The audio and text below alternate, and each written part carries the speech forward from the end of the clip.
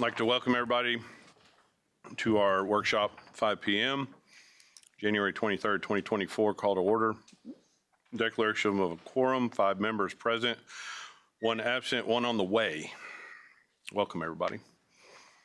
Hearing of citizens, anything? Nothing? Brings us to D1, consideration and discussion regarding scheduling a management oversight workshop in the areas of transportation and facilities during spring 2024. You'll see at your places, I guess, the results of the email that got sent out just to kind of try to get this scheduled. The neat thing is there's no consensus, so that makes it fun. But we have some maybes in there, so maybe we will figure it out here. February 7th looked good for a lot, but I think Dr. Payne was a maybe and Mr. Decker was is that a definite no? Okay. February 13th is a no for me, McAdams and Simmons, is that correct? Those are definites? Education. Kim, is that a definite no on yours as well? No, I mean, if it is, that's fine. I mean, and then I think the 27th was open, but you had a no there.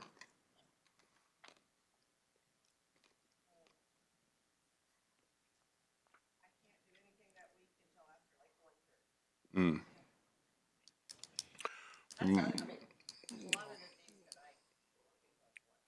Yeah, with transportation though, we've got to have it where we've got it because obviously morning and afternoon commute. So,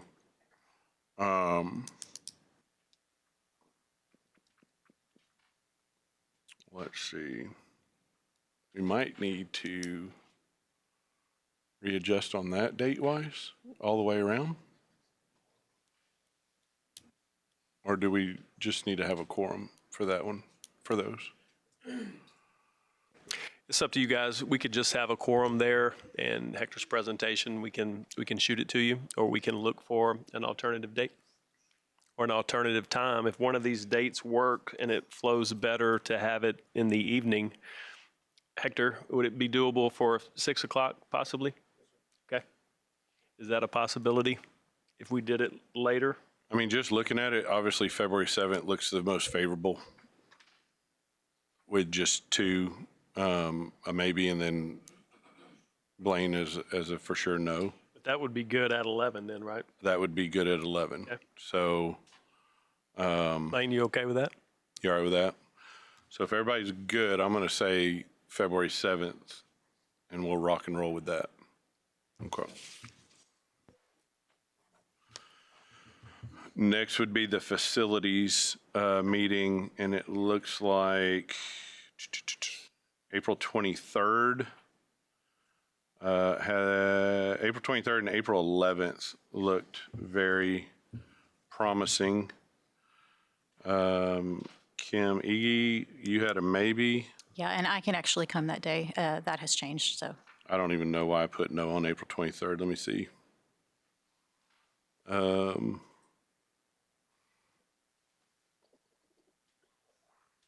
You know what? It's far enough out. I can change mine to a yes if that works for everybody.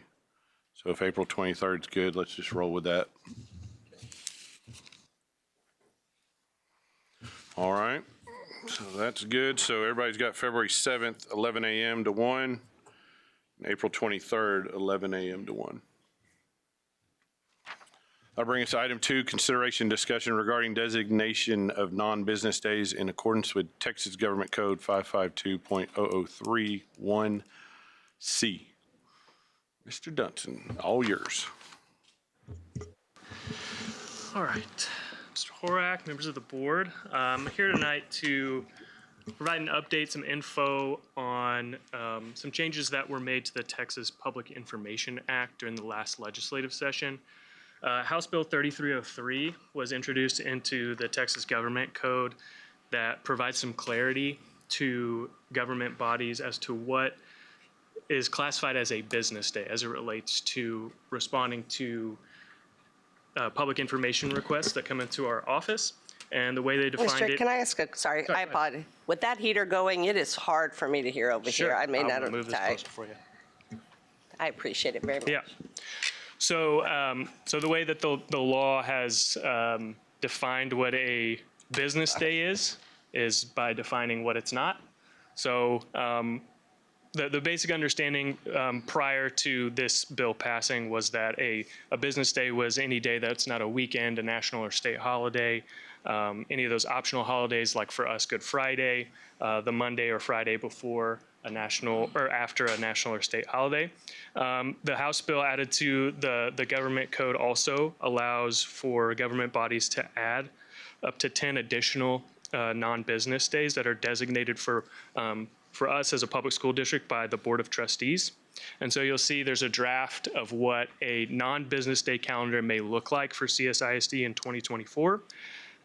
You'll see that those non-business days designated by the board may land on spring break, Thanksgiving, or winter break, because a part of the bill that was introduced to the government code defines these designated non-business days as days where administrative offices are closed or we have limited staffing, and those tend to be our holiday breaks.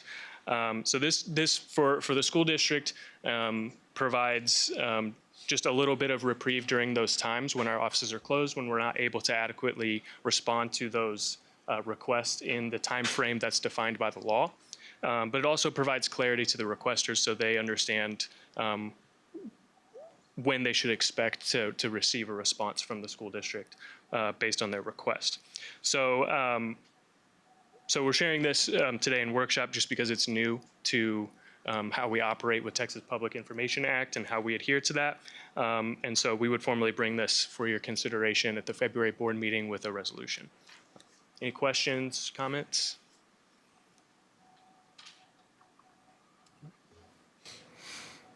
Anything?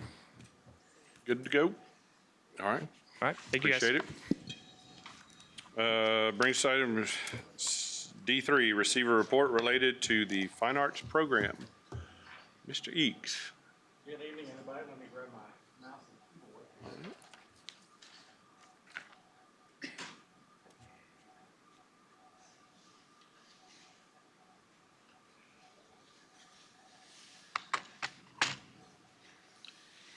All right, happy rainy Tuesday, everybody. It's great to be with you today. My report here this evening is going to be a little bit different. It's really going to be a mixture of me talking as well as me showing and exposing you all to a whole lot of pictures, media, those kinds of things. But it's certainly great to be with you here this evening. My main focus here tonight is to really show you all who we are and what we do within our Fine Arts Department here within CSISD. In CSISD, we believe learning and involvement in the arts cultivates the whole child and fosters intuition, reasoning, imagination, and creativity. Our fine arts programs include the visual arts, dance, music, and theater.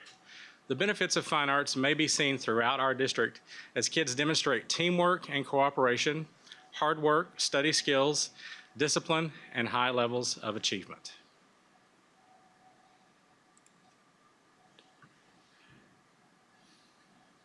Let's begin with our course offerings. At the elementary level, we introduce our pre-K through fourth grade students to the value of the fine arts through dedicated art and music instruction. We have successfully integrated this instruction into our popular computers, art, music, and PE rotation for all elementary students. Each elementary campus has autonomy in how they implement the camp rotation, but in general, each student will take part in art and music 1 to 2 times a week. At the intermediate school level, we offer art, theater, music, and orchestra beginning at the 5th grade level. We also offer band and choir beginning at the 6th grade level. In our middle schools, we continue to offer art, band, choir, orchestra, and theater with the addition of drill teams as an after-school activity. At both A&M Consolidated High School and College Station High School, we offer art, band, choir, dance, orchestra, and theater. while at College View High School, we offer multiple levels of visual arts. Now, let's take a look at the overall budget for the College Station ISD Fine Arts Department. The overall budget for the CSISD Fine Arts Department is $872,195 for the 2023-2024 school year. This budget is broken into three major categories: Fine Arts Campus budgets, Central Office Fine Arts budgets, and temporary worker budgets. The campus budgets take up the largest portion of the funding, including money allocated to each program.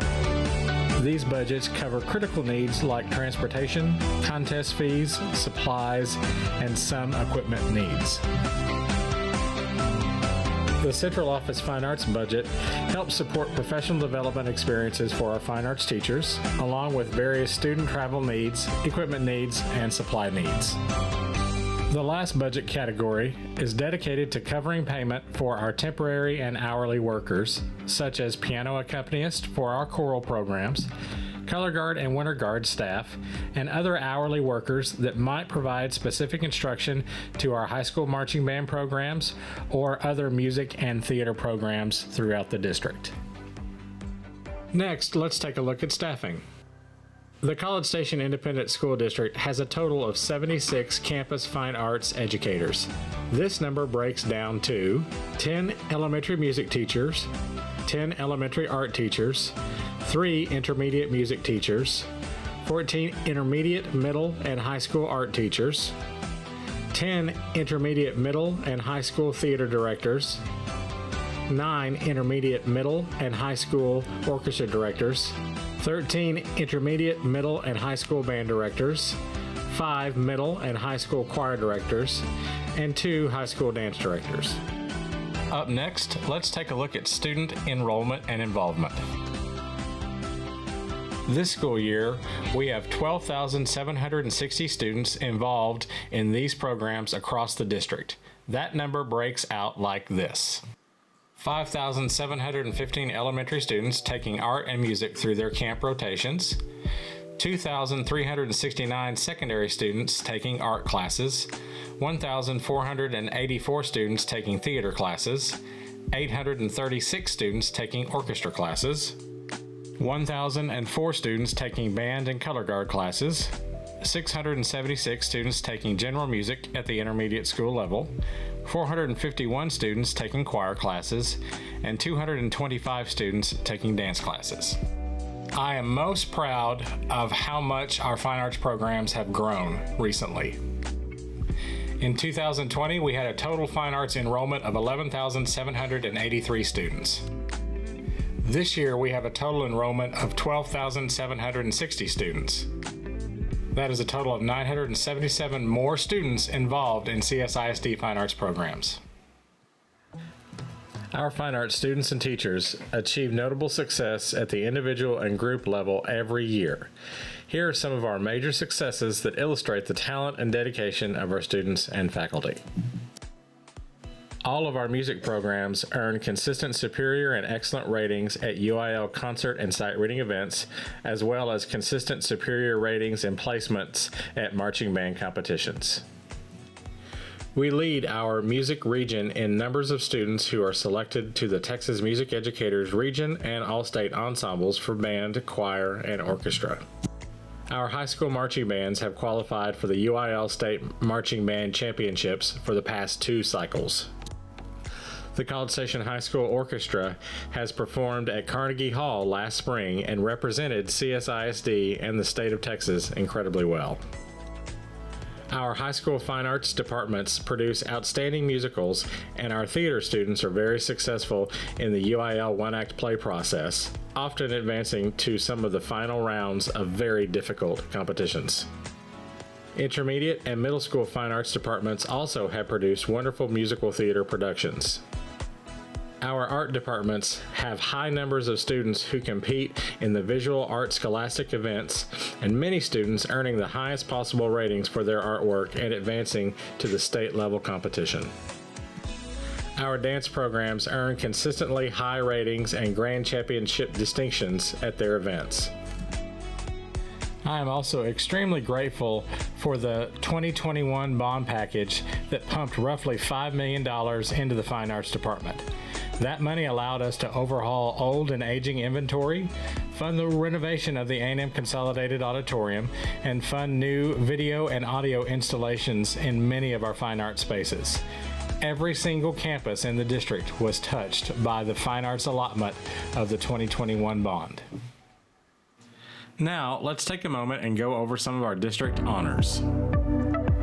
The first award is the Best Communities for Music Education Award, sponsored by the NAM Foundation. There were over 900 school districts from across the country that earned this prestigious award.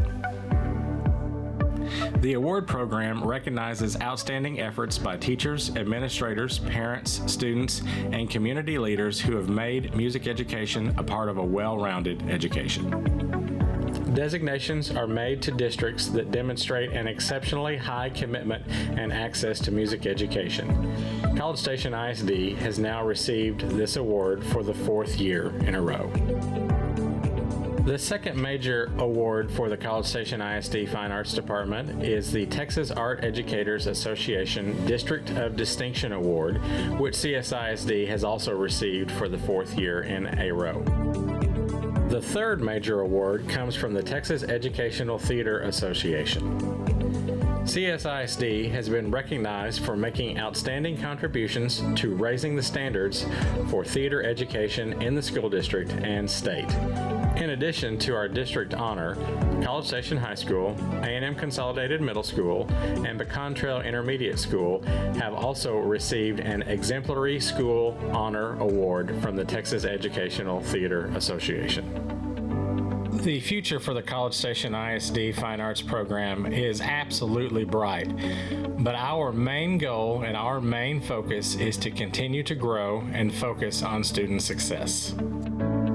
We are very fortunate to be able to build on a history of fine arts success here, and I know that we will continue to see remarkable achievement.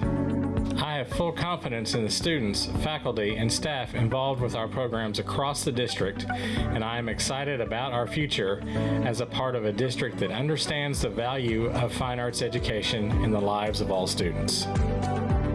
While our Fine Arts Department is a strong and healthy department within College Station ISD, we do face two major challenges that need attention.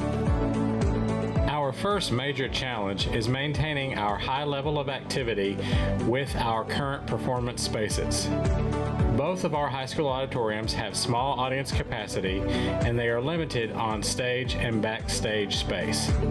The capacity and overall space for our auditoriums would be appropriate for a 3A sized high school, but certainly not a large 5A high school nearing the 6A population level. Our growing theater, band, choir, and orchestra programs encounter difficulty with scheduling events and performances, and at times this challenge has a very negative impact on our other fine arts programs. This past school year, more than 20 events in our high school auditoriums were at max capacity, and many middle and intermediate school fine arts performances that take place at their campus are standing room only events, which impact spectator visibility, ADA accessibility, and could have a very negative impact on any sort of emergency evacuation that might occur. The best way to solve this issue would be to construct a centralized district performing arts center. This building would greatly benefit the fine arts programs and would directly and thoughtfully address the issues that I have just mentioned. In addition, this building could be built with the versatility to be able to host and accommodate many things such as professional development sessions, banquets, large meetings, and extra capacity for central office. The community would also greatly benefit from the rental options that could occur, which will help offset some operating costs of the facility. Businesses and local industry would also stand to benefit as well, with new spectator revenue that would accompany events in this space. Most school districts our size and larger have this type of facility, and once established, this facility will be heavily utilized by our school district and community at large. Our high school auditoriums will still be heavily used, and by having a district-wide performing arts center, our intermediate and middle school programs will very likely not be forced to perform in a gym, but rather perform in a more appropriate setting for their activity. This building would be more than just fine arts. Every single student, every single employee, every single stakeholder and community member will benefit from having this type of facility. Our second major challenge is staffing. We are behind in the recommended staffing models in a few of our performing arts areas. This understaffing limits the productivity in programs and affects the level of instruction we provide to students, as well as causing health, safety, and oversight issues. In summary, I'd like to reiterate that CSISD has created a flourishing and successful fine arts program for all of our students. This is in large part due to the forethought of great leaders, administrators, and faculty who understand the impact of fine arts education and the power it has on each student's life.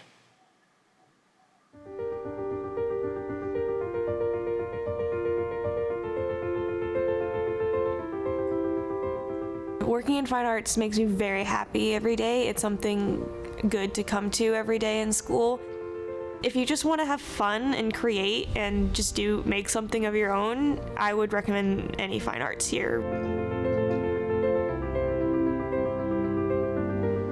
Be ready to have the best time of your life. Like, the teachers here in the fine arts program are amazing. Every single one of them have had such a big impact around me and made it such a positive experience and made me look forward to going to that class.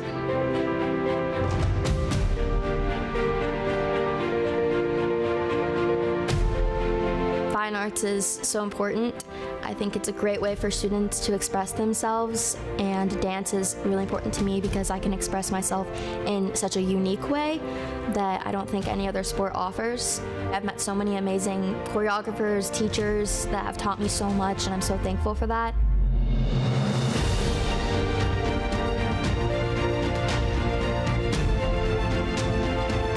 Organization here because there's so many different groups and organizations you can join. There's one for literally everybody, and you'll find your family and your best friends for your whole life. It's definitely very tedious at times, but it all pays off when you finally get to perform in front of people and they're happy about it.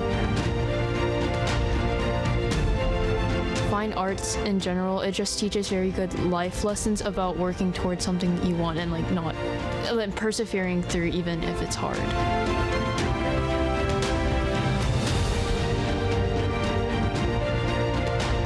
The fine arts side, it can be incorporated into everything.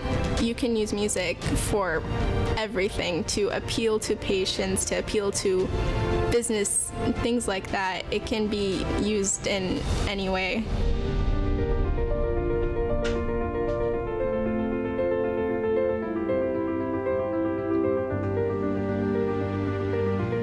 It's just all I do, really. When I go home, I'm still doing fine arts, and then, I stay late at school and I get here early just to do music.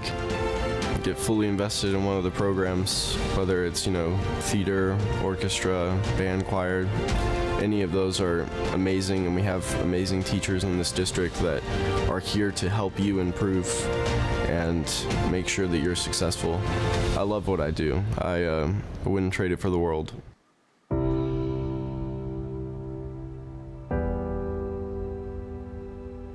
I just love playing music, whether it's marching music or concert music. I really just enjoy it, and it's sort of just an escape from the stress of school and from other aspects of my life. Probably the thing that I enjoy most about this program is just the community. I've met a lot of people that I'll probably keep in touch with for a long, long time.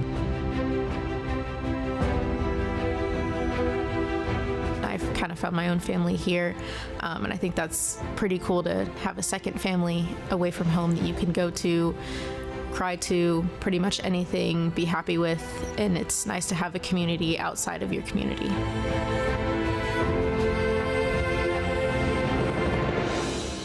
Theater allows for you to grow, not only as an actor, a technician, even someone just running backstage. It also allows you to grow as a person. It's incredible, and it provides a family. Oh, well, of course I'd say try theater. You know, I think there's something here for everybody, whether you'd like to be on stage or behind it, whether you'd like to be expressive vocally or physically or creatively through lights, sounds, props, costumes. We create art that nobody else can make. Being able to take people to different places at different times of our lives and feel different emotions just by watching something. Do it. Like, just go all in. Like, you have nothing to lose, and it's such a great experience.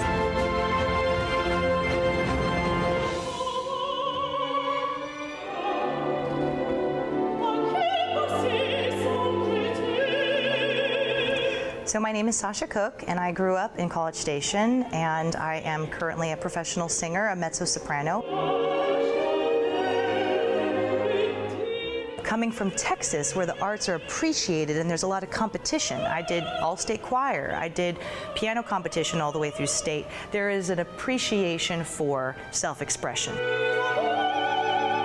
I think part of the reason I discovered my voice is because I was in a safe environment and I had someone who wanted to hear me. The fine arts are so important because they are one of the few outlets where we can really show ourselves, where we can express our soul, our spirit, what we have to say, what makes us different.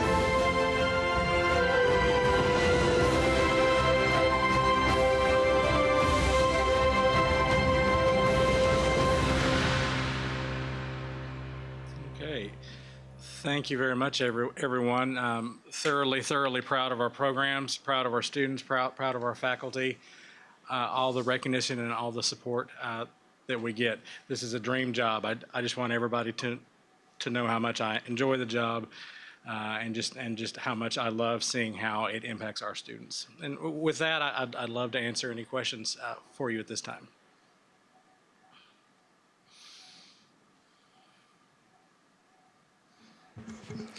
First, obviously, we have fabulous programs here. Thank you so much for everything you do. I mean, seen it here and seen it lots in person, so it's wonderful. They do cost money, right? That's one thing.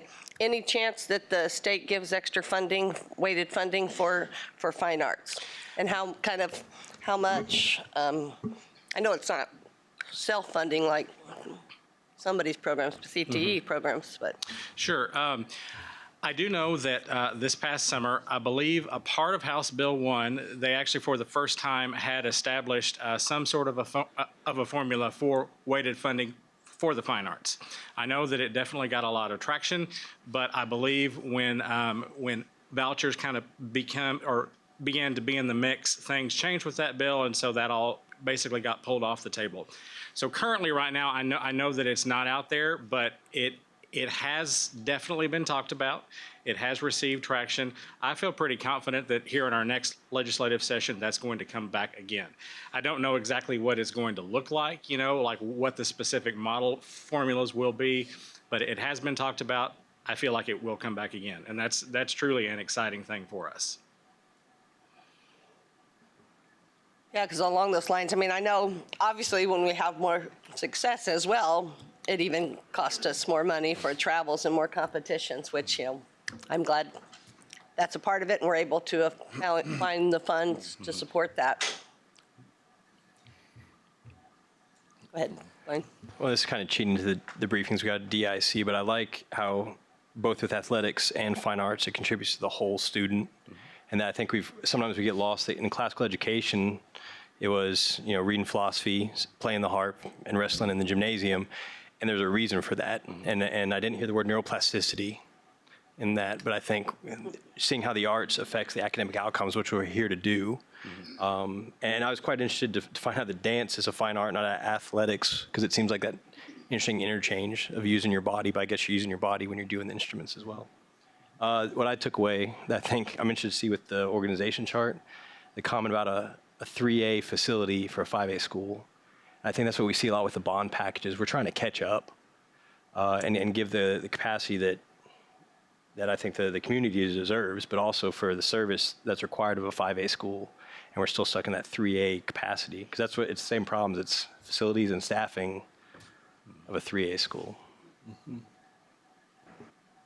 Well, honestly, to follow up on that, and I don't think any of us at these tables were here when the decision was made, but I mean, any idea, how did CSHS get a 3A auditorium when I think at that point it was, we knew it was like at least going to be a 4 or 5A. Just, I don't know if you know any history there or.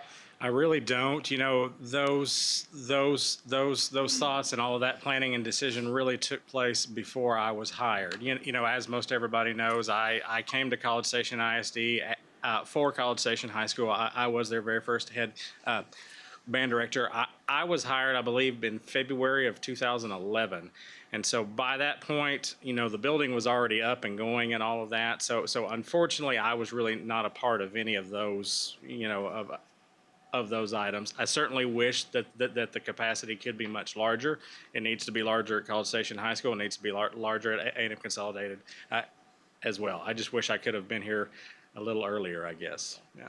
And maybe some of it is that the programs have, I mean, obviously schools have grown a little bit, but the programs have as well.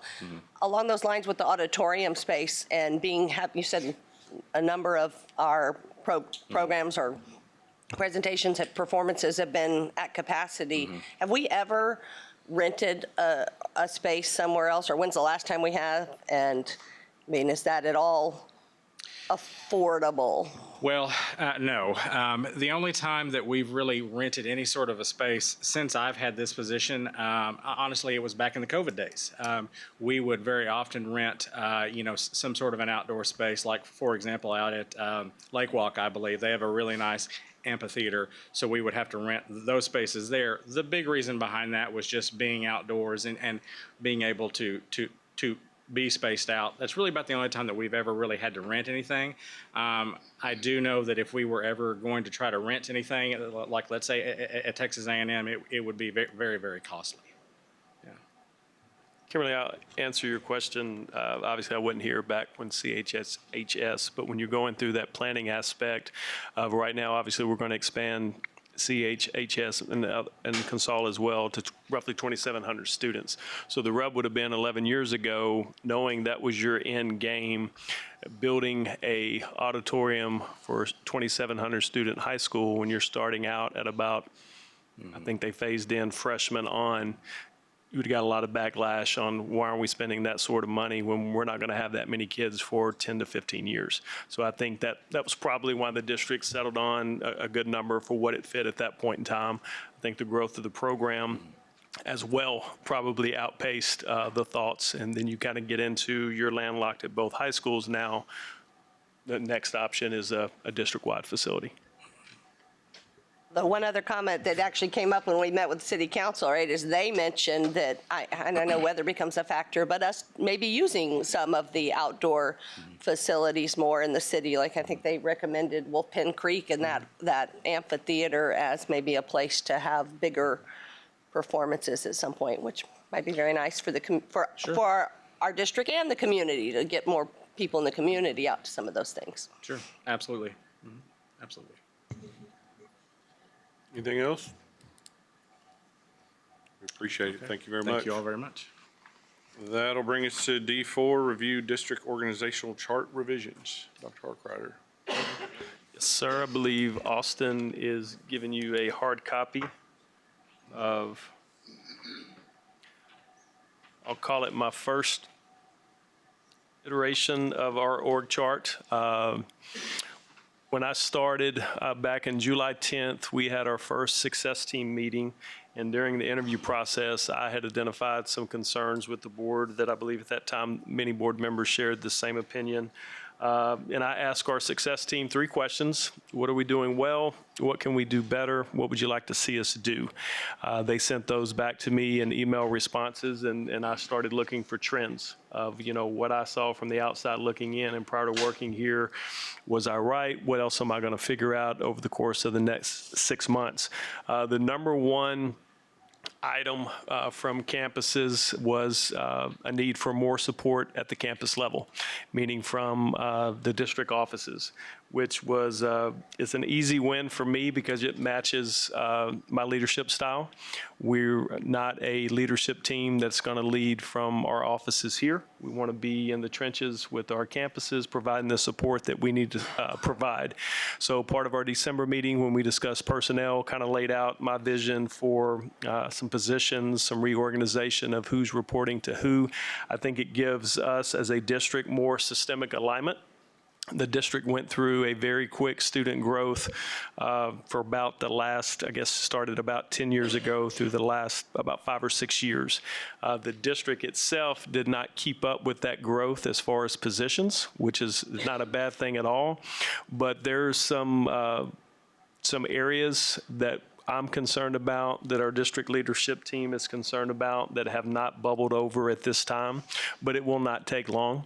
And I believe this restructure will help us be able to better support our campuses, which is what they asked for.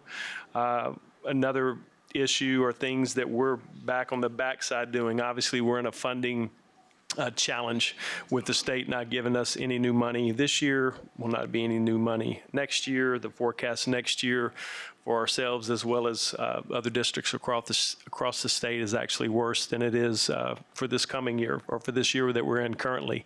We're looking at cost saving measures of how we're spending our current budget. You know, for instance, software. We are spending an exorbitant amount on software products that we're not really utilizing as a school district. So we'll bring you a report, hopefully by March, to give you a breakdown of where that money is being spent, the utilization reports of who's utilizing it, in some cases, how it's not being utilized. And I think we'll be able to bring you a 7-figure savings of what that is. So it'll be well north of $1 million. Now, we're not taking resources away from kids or teachers, but we're also not going to continue to pay for resources that we're not utilizing. And so our digital learning team, Natalie, I believe, is here. Vela and her team has done, and David, they've done a great job of digging into this. This is about a year-long process. I think she started in October of 22. And so this is very, very labor intensive. And so it's something that we will continue to do as a district that, we always look for ways to save money, but how are we spending our money? And are we spending it in a manner that's giving us, bang for our buck? Is it impacting student learning? Is it impacting what our teachers do in the classroom? So as we look at these positions, like I said, I think it gives our team better oversight of what's taking place. We provide campuses better support, which is what they've asked for. And I think it's a win-win because we will not be operating in silos with our different departments. Our departments will be meshed across our district, which makes us more efficient, and in the end, it's going to make us more successful.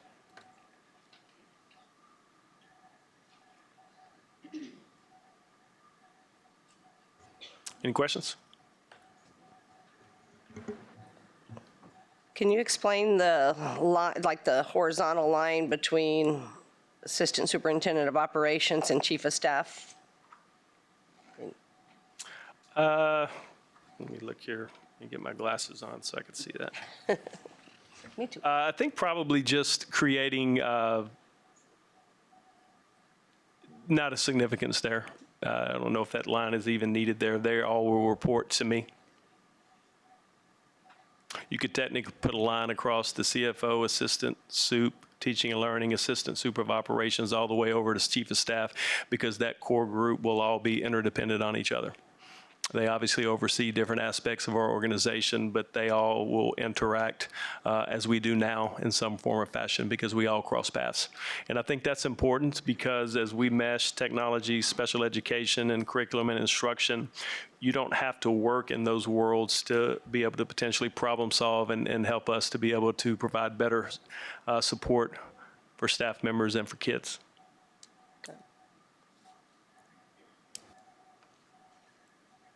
Well, obviously, they have to interact. I mean, the whole team does, as you said. But I think the line indicates that there's some kind of shared actual reporting. Yeah, we can eliminate that. Yeah. No meaning behind it. Anything else? Nope. All right. That'll bring us to item E, adjourn. We will see y'all at 7.